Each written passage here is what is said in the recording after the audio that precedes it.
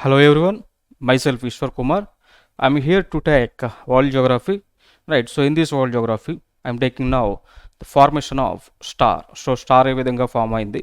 So star జననం నుంచి మరణం దాకా ఎటువంటి ఫేజెస్లోకి వెళ్తుంది. దాంతోపాటు ఈ కాంపిటేటివ్ ఎగ్జామ్స్లో మనం ఏమేమి అంశాలను మనం తెలుసుకోవాలి ఈ వరల్డ్ జోగ్రఫీ నుంచి, ప్రపంచ జోగ్రఫీ నుంచి, ప్రపంచ భూగోళ శాస్త్రం నుంచి ఎటువంటి క్వశ్చన్స్ వచ్చాయి అనేటువంటి అంశాలను మనం ఇక్కడ మాట్లాడుకుందాం. ఓకే, సో చూద్దాం. దీన్ని ఈ స్టార్ ఫార్మేషన్ ఏమంటామంటే స్టెల్లర్ ఎవల్యూషన్ అండ్ డెత్గా కూడా పిలుస్తూ ఉంటాం. సో స్టెల్లర్ ఎవల్యూషన్ అంటే far nothing but it is a formation of star అనమాట. సో చూద్దాం మరి అసలు ఈ విశ్వం అనేటువంటిది ఎట్లా ఆవిర్భవించింది అనేటువంటి మాట్లాడుకోవడానికి కూడా దానికి కొన్ని థీరీస్ అనేటువంటివి ఉన్నాయి. సో అవి నెక్స్ట్ మన వీడియో సెషన్లో ఆ థీరీస్ కూడా కంప్లీట్గా మాట్లాడుకుందాం. Okay, so like 8 types of theories ఉన్నాయి. ఈ భూమి అనేటువంటిది, ఈ సౌర కుటుంబం అనేటువంటిది, సోలార్ సిస్టమ్ అనేటువంటిది ఏ విధంగా జన్మించింది, ఏ విధంగా ఫేజెస్గా మారి ప్రస్తుతం ఉన్నటువంటి 8 గ్రహాలు ఏ విధంగా వచ్చాయి అనేటువంటి అంశాలన్నీ కూడా థీరీస్ ప్రకారం, ఒక 8 థీరీస్ ప్రకారం జోగ్రాఫర్స్ చెప్పినటువంటి థియరీస్ అన్నీ కూడా మనం నెక్స్ట్ క్లాస్లో డిస్కస్ చేసుకుందాం. సో ప్రస్తుతానికి స్టార్ ఫార్మేషన్ గురించి మాట్లాడుకుందాం. సో మొట్టమొదటిగా చూసుకున్నట్లయితే ఈ స్టార్ ఫార్మేషన్ అనేటువంటిది ఏ విధంగా ఫామ్ అయిందంటే, సో ఈ విశ్వం యూనివర్స్ అనేటువంటిది ఏదైతే ఉందో, సో ఇది ఫామ్ అయినప్పుడు ఈ యూనివర్స్ అనేటువంటిది dust particles, hydrogen atoms, helium ఆటమ్స్తో మొదలైంది. Okay, so dust particles, hydrogen atoms, helium atoms వీటన్నిటితో కూడా మొదలవడం జరిగింది. ఓకే, సో ఏముంది, దీన్ని ఏమంటారు, ఈ డస్ట్ పార్టికల్స్ని, హైడ్రోజన్ ఆటమ్స్ని కలిపి నెబులాగా పిలిచారనమాట. సో ఏమన్నారు అంటే, నెబులా అంటే ఏమిటి అంటే, what is the meaning for nebula? Nebula, so it is nothing but nebula is combination of dust plus ice plus hydrogen atoms అనమాట. Hydrogen atoms. So what is nebula అంటే, so which among the following is the composition of nebula అనేటువంటి question కూడా గత ఎగ్జామ్స్లో మనం చూస్తున్నాము. So answer ఏమవుతుంది, dust. Okay, so అంటే ధూళి, ఐస్ మంచు కావచ్చు, హైడ్రోజన్ అణువులు కావచ్చు. సో ఇవి అనమాట కాంబినేషన్. సో ఇవేమైనాయి అంటే క్రమేపీ తిరగటం మొదలుపెట్టింది అనమాట. సో ఏదైనా బాడీ తిరుగుతూ ఉంటే, సో అది యాంగులర్ మూమెంటంతో తిరుగుతూ ఉంటే ఏమైందంటే అంతా కూడా ఒక దగ్గరికి అనేటువంటిది వస్తుందన్నమాట. సో ఏదైనా కానీ డస్ట్ పార్టికల్స్ కావచ్చు, ఏమైనా కానీ ఇట్లా తిరుగుతూ ఉంటే ఏమవుద్దంటే అవన్నీ కూడా ఒక దగ్గరికి వస్తాయి. దీనికి కారణం ఏమై ఉండొచ్చు, 2 ఫోర్సెస్ ఉంటాయి. సెంట్రిపిటల్ ఫోర్స్ అని చెప్పేసి ఉంటుంది. ఓకే, సో దీనికి కారణం వచ్చేసి సెంట్రిపిటల్ ఫోర్స్ అని చెప్పేసి, సెంట్రిఫ్యూగల్ ఫోర్స్ అని చెప్పేసి ఒక 2 ఫోర్స్లు ఉంటాయన్నమాట. దీని ఎఫెక్ట్ ద్వారా ఇది ఏదైనా బాడీ కనుక తిరుగుతూ ఉంటే ఏమవుతుందంటే ఈ సెంట్రిఫ్యూగల్ ఫోర్స్ యాక్ట్ చేసి వాటిని ఒక సాలిడ్ ఫామ్లోకి తయారు చేస్తుంది అనమాట. ఓకే, సో తిరిగే కొద్దిగా ఏమైందంటే అవన్నీ కూడా ఒక దగ్గరకు వచ్చేసి ఒక ముద్దలాగా తయారవుతుంది. ఓకే, దగ్గరకు వచ్చి ముద్దలాగా తయారవుతుంది. సో ఏదైతే ఇనిషియల్ ఫేజ్లో ఈ hydrogen atoms, dust particles, ice అంతా కూడా తిరగటం మొదలుపెట్టిందో, తిరిగి చిన్న ఫేజ్ లైక్ ఒక ప్రోటోటైప్గా వచ్చిందో దాన్ని ఏమన్నామంటే ప్రోటోస్టార్గా పిలిచామన్నమాట. సో దాన్ని మనం ఏమన్నామంటే ప్రోటోస్టార్గా పిలిచాము. దాన్ని మనం ప్రోటోస్టార్గా పిలవటం జరిగిందనమాట. సో ఇది ఒక నక్షత్రం అనేటువంటిది జన్మించింది అనమాట. ఫిటస్ లాంటిది. ఇప్పుడు ఏదైతే శిశువు జన్మిస్తుందో, సో వాళ్ళు అప్పుడే జన్మించినటువంటి అంటే పిండంగా ఏర్పడినటువంటి శిశువుని ఏమంటాము, పిండంగా ఏర్పడింది ఫిటస్ అంటాం. సో ఆ ఫిటస్ లాంటిదే ప్రోటోస్టార్ అనమాట. ఓకే, సో అంటే అప్పుడప్పుడే స్టార్ యొక్క రూపాంతరం చెందుతూ ఉన్న దాన్ని ప్రోటోస్టార్గా పిలుస్తూ ఉంటాం అనమాట. సో అగైన్ క్రమేపీ ఇవన్నీ కూడా తిరుగుతూ ఏమైంది, స్మాల్ స్టార్గా ఫామ్ అయింది. ఓకే, సో స్మాల్ స్టార్గా ఫామ్ అయింది అనమాట. కొన్ని బిగ్ స్టార్స్గా ఫామ్ అవుతాయి. చూసారు కదా, ఇక్కడ కొన్ని స్మాల్ స్టార్గా ఫామ్ అయింది, కొన్ని ఏమో లార్జ్ స్టార్గా ఫామ్ అవుతూ ఉంటుంది. ఓకే, సో దాని తర్వాత మరలా కొంత టైం తీసుకొని ఈ స్మాల్ స్టార్ అనేటువంటి దానిలో ఆల్రెడీ హైడ్రోజన్ ఆటమ్స్ ఉంటాయి. సో ఇవి తిరుగుతూ తిరుగుతూ ఏమవుతుందంటే ఈ హైడ్రోజన్ ఆటమ్స్ రెండు హైడ్రోజన్ ఆటమ్స్ కనుక గుద్దుకొని తిరుగుతూ గుద్దుకొని ఉంటే ఈ యొక్క హీలియం అనేటువంటి ఆటంగా తయారవుతుంది అనమాట. ఒక హీలియం అనేటువంటి ఒక ఆటంగా తయారవుతుంది. ఓకే, సో హీలియం అనేటువంటి ఆటంగా తయారవుతుంది. సో ఒక హైడ్రోజన్ ఇంకొక హైడ్రోజన్ గుద్దుకుంటే ఏమవుతుంది, న్యూక్లియర్ ఫ్యూజన్ అనేటువంటిది జరుగుతుంది. రెండు హైడ్రోజన్ ఆటమ్స్ కనుక గుద్దుకుంటే న్యూక్లియర్ ఫ్యూజన్ అనేటువంటిది జరుగుతుంది. ఓకే, సో న్యూక్లియర్ ఫ్యూజన్ అనేటువంటిది జరుగుతుంది. ఒక హైడ్రోజన్ ఆటమ్స్ రెండు గుద్దుకుంటే న్యూక్లియర్ ఫ్యూజన్ అనేటువంటిది జరుగుతుంది. Okay, so which among the following process take place during the stellar formation అని చెప్పేసి అడగవచ్చు. So nuclear fusion. Which among the following phenomena takes place during stellar evolution ఏమవుతుంది, న్యూక్లియర్ ఫ్యూజన్. ఆప్షన్స్లో వాళ్ళు nuclear fusion, nuclear fission అట్లా so different options అనేటువంటివి ఇవ్వచ్చు. So మీకు కనిపిస్తే కనుక న్యూక్లియర్ ఫ్యూజన్ అనేటువంటిది పెట్టుకోవాలన్నమాట ఎక్కడైనా కానీ. సో అది సన్లో జరిగేటువంటి క్రియ ఏమిటి అని అడిగిన, సన్ కూడా స్టారే కదా, సూర్యుడు కూడా ఒక నక్షత్రమే కదా. సో సూర్యుడిలో జరిగేదైనా ఇంకే నక్షత్రాల్లో జరిగేదైనా న్యూక్లియర్ ఫ్యూజన్ మాత్రమే జరుగుతూ ఉంటుంది అనమాట. సో ఒక హైడ్రోజన్ ఆటం గుద్దుకొని న్యూక్లియర్ ఫ్యూజన్ రియాక్షన్ జరిగి ఎక్కువ క్వాంటిటీలో లైట్ ఎనర్జీ, హీట్ ఎనర్జీ అనేటువంటిది వస్తూ ఉంటుందన్నమాట. సో రెండు హైడ్రోజన్ ఆటమ్స్ కనుక గుద్దుకుంటే ఏమవుతుంది అంటే ఎక్కువ క్వాంటిటీలో లైట్ అండ్ హీట్ అనేటువంటిది వస్తుంది. సో వెలుగు దాంతోపాటు వేడి అనేటువంటిది ఉద్భవిస్తుంది అనమాట. సో అదే ఫినామినా అనమాట. సో దాన్ని ఏమన్నాము, న్యూక్లియర్ ఫ్యూజన్గా మాట్లాడుకున్నాం. ఓకే, సో ఇక్కడ ఈ ఫేజ్లో స్మాల్ స్టార్ ఫేజ్లో ఇదేమవుతుంది, మరల క్రమేపీ తిరుగుతూ ఉంటుంది, ఒక రెడ్ గెయింట్గా మారుతుంది అనమాట. సో రెడ్ గెయింట్ స్టార్ అంటాం ఇది ఒక ఫేజ్. మరి ఇక్కడ లార్జ్ స్టార్ ఇది కూడా రెడ్ సూపర్ గెయింట్ అవుతుంది. స్టారే ఆల్రెడీ లార్జ్ ఉంది కాబట్టి అది ఏమైంది, సూపర్ గెయింట్ అయింది. ఇది స్మాల్ స్టార్ కాబట్టి నార్మల్ రెడ్ గెయింటే అవుతుంది. క్రమేపీ ఇంకా తిరుగుతూ ఉంటుంది. న్యూక్లియర్ రియాక్షన్స్, న్యూక్లియర్ ఫ్యూజన్ జరుగుతూ ఉంటాయి. సో దాని తర్వాత ఫైనల్గా ఏమైంది, తిరిగి సైజు పెరిగి ఒక్కసారిగా బ్లాస్ట్ అనేటువంటిది అయిపోతుంది అనమాట.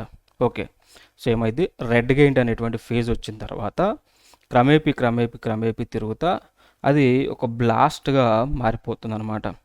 ఓకే, సో అది ఒక బ్లాస్ట్గా మారిపోయి ప్లానెటరీ నెబులాగా అయిపోతుంది.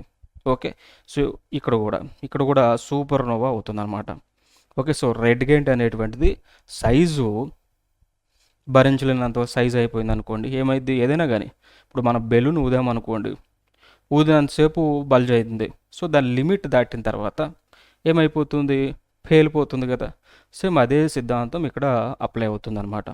సో రెడ్ గెయింట్ కాస్త ఆ సైజు పెరిగే కొద్దిగా, న్యూక్లియర్ ఫ్యూజన్ జరిగే కొద్దిగా at one fine time blast అయిపోతుంది అనమాట. సో ఆ లిమిట్ వచ్చేపాటికి బ్లాస్ట్ అవుతుంది. ఓకే, సో ఆ లిమిట్ని ఇక్కడ ఏమన్నామంటే చంద్రశేఖర్ లిమిట్గా మాట్లాడుకున్నాం అనమాట. సో దాన్ని ఏమన్నామంటే మనము చంద్రశేఖర్ లిమిట్గా మాట్లాడుతూ ఉన్నాం అనమాట. So Chandrasekhar limit. What is Chandrasekhar limit అని అడిగినట్లయితే కనుక, చంద్రశేఖర్ లిమిట్ అంటే ఏదైనా స్టార్ కానీ దాని యొక్క మాస్ వచ్చేసి 1.24 times of mass of sun అనమాట. Okay, so mass of sun. So ఏదైనా స్టార్ కానీ 1.5 టైమ్స్ ఆఫ్ సూర్యుడి యొక్క బరువు వస్తే కనుక అదేమైంది, బ్లాస్ట్ అయిపోద్ది అనమాట. సో ఇక్కడ అదే జరిగింది. సో అట్లా జరిగేటువంటి ఫినామినా ఏమంటామంటే అంటే ఆ లిమిట్ని ఏమంటామంటే చంద్రశేఖర్ లిమిట్గా మాట్లాడుతూ ఉంటాం అనమాట. సో ఇదేమైంది, రెడ్ గెయింట్ కాస్త చంద్రశేఖర్ లిమిట్ క్రాసింగ్లోనే బ్లాస్ట్ అయింది. సో బ్లాస్ట్ అయిన దాన్ని ఒకటేమో ప్లానెటరీ నెబులాగా పిలిచామన్నమాట, ప్లానెటరీ నెబులా అనమాట. నెక్స్ట్ మరి ఇక్కడ రెడ్ సూపర్ గెయింట్ బ్లాస్ట్ అయిన దాన్ని సూపర్ నోవాగా పిలిచామన్నమాట. నెక్స్ట్ మరి ఇక్కడ వచ్చేసి ఈ ప్లానెటరీ నెబులా ఏమవుతుందంటే వైట్ డ్వార్ఫ్గా కన్వర్ట్ అవుతుంది. అంటే ఇక చచ్చిపోయింది కదా, నక్షత్రము స్టారు చచ్చిపోయింది కదా, సో చచ్చిపోయిన తర్వాత ఏమవుతుంది, వైట్ డ్వార్ఫ్గా కన్వర్ట్ అవుతుంది అనమాట. సో అంటే జీవం లేనటువంటి ఒక బాడీగా తయారవుద్ది. మరి ఇది ఇక్కడ సూపర్నోవా ఏమైందంటే కొన్ని సందర్భాలలో ఈ చచ్చిపోయినటువంటి ఎక్స్ప్లోజ్ అయినటువంటి స్టార్ ఏమవుతుంది అంటే న్యూట్రాన్ స్టార్గా మారిద్ది. మరి ఈ సందర్భంలో బ్లాక్ హోల్గా మారిపోద్ది అనమాట. సో బ్లాక్ హోల్ అంటే ఏంటి, కృష్ణబిలం అంటాం కదా. సో కృష్ణబిలంకు ఉన్నటువంటి ఒక విశిష్టత ఏమిటి అంటే సన్లైట్ కావచ్చు, ఇంకేదైనా బాడీ కావచ్చు, ఇంకేదైనా ఆబ్జెక్ట్ కావచ్చు, ఏది వచ్చినా కానీ బ్లాక్ హోల్ దగ్గరికి దాన్ని వెంటనే లాగేసుకుంటుందట. High amount of gravitational force ఈ బ్లాక్ హోల్కి ఉంటుంది. ఓకే, అందుకే దాన్ని బ్లాక్ హోల్ అని పిలుస్తూ ఉన్నారు. సో కృష్ణబిలం అని చెప్పేసి అంటూ ఉంటారు. సో ఈ బ్లాక్ హోల్ దగ్గరికి ఏ ప్లానెటరీ ఆబ్జెక్ట్ వచ్చినా, ఏ సెలెస్టియల్ ఆబ్జెక్ట్ వచ్చినా కానీ వెంటనే లోపలికి వెళ్ళిపోతుంది అనమాట. సో వెంటనే లోపలికి వెళ్ళిపోతుంది, పీల్ చేసుకుంటుంది. అది దాని తర్వాత అది ఎస్కేప్ అవ్వలేదు అనమాట. Even light cannot light cannot escape from black hole. Even light cannot escape from black hole అనమాట. సో కృష్ణబిలం నుంచి కాంతి కూడా తప్పించుకోలేదు. సో ఇది ఇట్లా కన్వర్ట్ అయ్యింది అనమాట. So these are the phases of star formation. So మరి ఇక్కడ గుర్తుపెట్టుకోవాల్సిన అంశాలు మనకి వైట్ డ్వార్ఫ్ గురించి క్వశ్చన్స్ అడిగి ఉన్నారు, బ్లాక్ హోల్ గురించి క్వశ్చన్స్ అడిగి ఉన్నారనమాట. నెక్స్ట్ రెడ్ గెయింట్ గురించి అడిగి ఉన్నారు, రెడ్ సూపర్ గెయింట్ గురించి కూడా క్వశ్చన్స్ గత ఎగ్జామ్స్లో అడిగి ఉన్నారు. ఓకే, దాంతోపాటు కొన్ని ఎగ్జామ్స్లో నెబులా వాట్ ఈజ్ నెబులా అని చెప్పేసి అడిగారు. So what is the composition of nebula అని చెప్పేసి అడిగి కింద డిఫరెంట్ ఆప్షన్స్ ఇచ్చారనమాట. సో ఇట్లా క్వశ్చన్స్ అనేటువంటి అడిగి ఉన్నారు కాబట్టి we should remember the formation of star cycle అనమాట. ఓకే, సో ఇది మనం ప్రధానంగా తెలుసుకోవాల్సినటువంటి అంశాలు. ఓకే, సో ఒకసారి నేను స్కెల్టన్ డయాగ్రామ్ గీసి చూపిస్తా, గుర్తుపెట్టుకోండి. టైటిల్ పెట్టుకుంటే స్టార్, నక్షత్ర, జననము అండ్ డెత్, మరణము. ఓకే, సో జననము అండ్ మరణము. సో ఇక్కడ చూసుకుంటే ఫస్ట్ నెబులా ఉంటుంది. So nebula what is nebula? The combination of hydrogen, dust, ice. Okay, so ఇట్లా. So nebula. సో క్రమేపీ నెబులాకి యాంగులర్ మూమెంటం వచ్చేసి ఏమైంది, తిరుగుతూ అది ఏమైందంటే ప్రోటోస్టార్గా మారిద్ది అనమాట. సో ప్రోటోస్టార్ అంటే like nothing but it is a type of star అనమాట. అంటే ఒక షేప్, ఫిటస్కి మనకి శిశువు పిండానికి ఏ విధంగా షేప్స్ వస్తూ ఉంటాయో, ఒక ముద్దగా ఉండేటువంటి దానికి ఏదైతే చిన్న షేప్స్ కనిపిస్తూ ఉంటాయో ఫీటస్ అంటాం కదా. సో ఆ ఫీటస్ పిండం లాంటిదే ప్రోటోస్టార్ అనమాట. సో దాని తర్వాత ఏమైంది, నెబులా కాస్త స్మాల్ స్టార్గా కన్వర్ట్ అయ్యింది.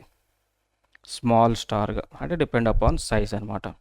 సో స్మాల్ స్టార్ అంటే అక్కడ ఉన్నటువంటి మెటీరియల్ బేస్ చేసుకొని స్మాల్ స్టార్గా కొన్ని అవుతాయి, కొన్ని లార్జ్ స్టార్గా కన్వర్ట్ అయ్యింది.